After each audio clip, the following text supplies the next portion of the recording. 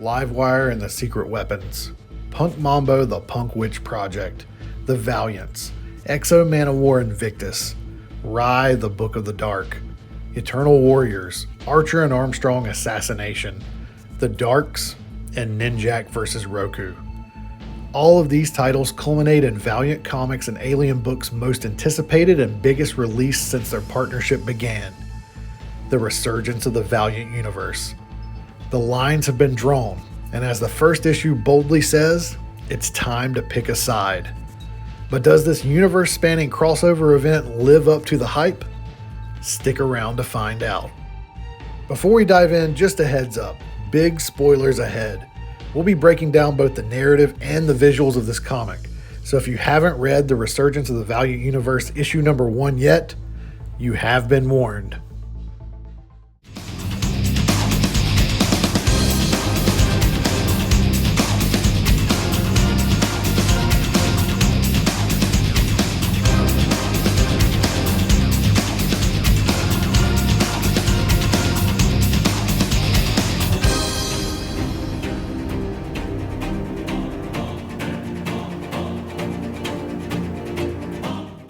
When you first pick up this issue, it's hard not to notice the massive creative team behind it. We've got Becky Cloonan and Michael Conrad from Exo Manowar Invictus, Fred Van Lente from Archer and Armstrong, and even Ninjak vs. Roku's AJ Ampadu. A truly powerhouse lineup. Now, you might worry that so many cooks in the kitchen would lead to a messy dish, but I'm happy to report that Resurgence is a Valiant fan's guilty pleasure. While it's certainly rough around the edges, this issue delivers everything we've been waiting for since the announcement of the Valiant Alien partnership. The comic kicks off with a monologue from our villain, Augustus Silk, and Silk reflects on humanity's obsession with death, critiquing how mortals either accept it or try to ignore it, while the immortals like Aram and Gilead and Ivar have wasted their gift of eternal life. Immediately, we get a strong sense of Silk's motivation. He's on a mission to reshape the world by offering immortality to the masses, and actually has already done so. Silk's musings are then punctuated by dialogue from a familiar face, as Eidolon says, "I'm glad someone finally grew a backbone and changed the world." This not only reiterates her support for Dr. Silk's plans, but comfortably confirms that she's on his side during this conflict. The scene ends with an Easter egg that gives longtime Valiant fans something to discuss, as we get the creepy visual of Silk keeping his original body at his own estate. Then the narrative wastes no time jumping into the action, cutting from Silk's philosophical musings to the swamps of Louisiana, where Gilead the Eternal Warrior and Tama the Geomancer encounter a rift leading to the Far Away. Then enter a dinosaur, and you have an awesome scene that I didn't know I needed. Gilead's battle against this prehistoric beast is a pure blast of popcorn action, with Savage even making a surprise entrance by literally exploding out of the dinosaur's stomach. It's ridiculous, it's fun, and it's exactly what you'd expect from a Valiant crossover done right. However, then we shift to a seemingly out-of-place scene in Topeka, Kansas, where a group of teenagers is live streaming their friend riding his bike off a cliff, only for him to die and then get resurrected. It turns out Silk's influence has completely eradicated death. While the scene demonstrates the scope of Silk's power, it feels overly forced and disconnected from the rest of the book. We then jump to Washington, D.C., where we witness the resurrection of Flamingo, of Harbinger fame, by none other than Master Dark himself.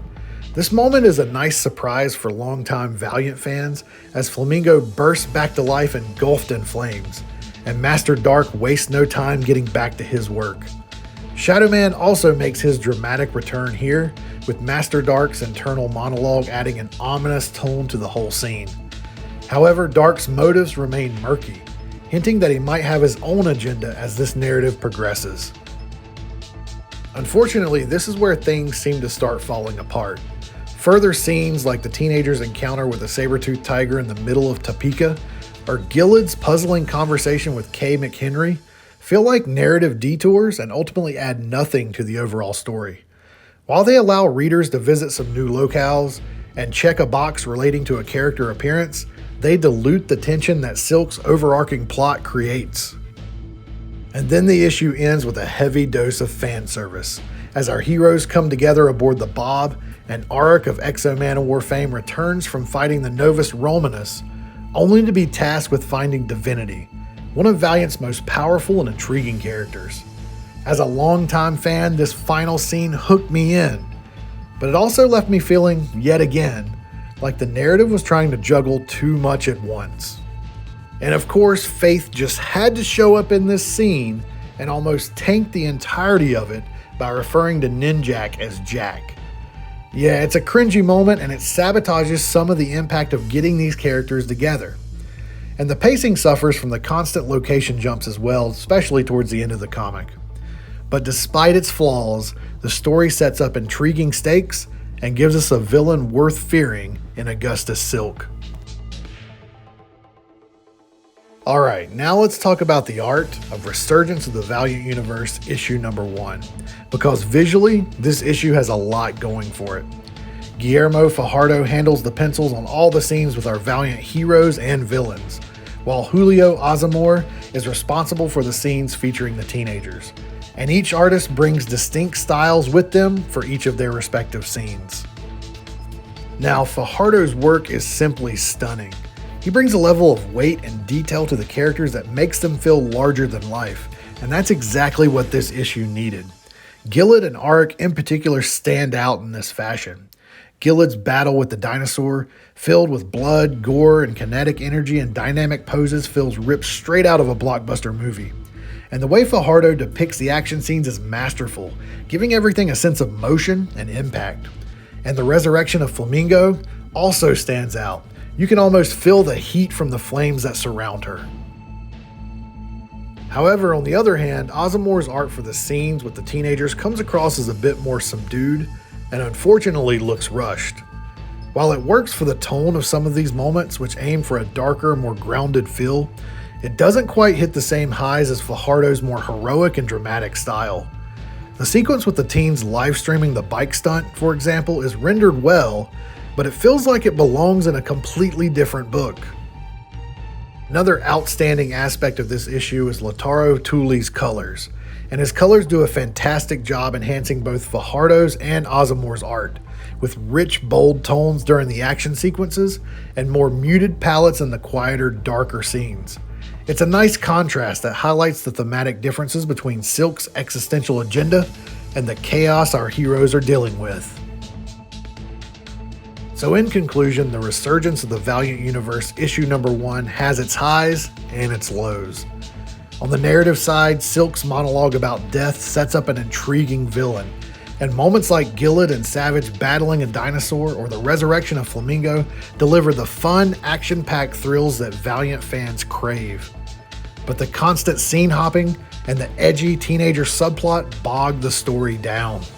On the visual side of things, Fajardo's work is the clear standout, bringing the larger-than-life Valiant heroes to the forefront with bold, detailed pencils, while Azamor's more subdued art style for his sections feels a bit disconnected from the rest of the book.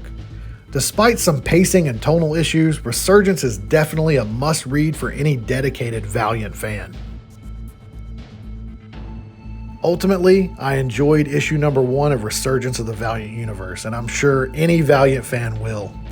I've been reading Valiant since its first inception in the early 90s, then through the tumultuous Acclaim era, and then up to the 2012 reboot, and to the present day.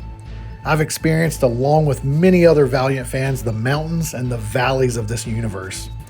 Now, despite its faults, I'm proud to say that I think we're ascending one of those mountains again with the release of Resurgence of the Valiant Universe issue number 1. I'm most certainly looking forward to what's in store for the future of this series and the future of the Valiant and Alien Books partnership. So that wraps up my thoughts on Resurgence of the Valiant Universe issue number 1. If you enjoyed this video, don't forget to give it a like, hit that subscribe button, and leave a comment below on your thoughts about this issue. And if you're not following me on X yet, head over there and follow Comic Drops. Thanks for watching, and we'll see you next time.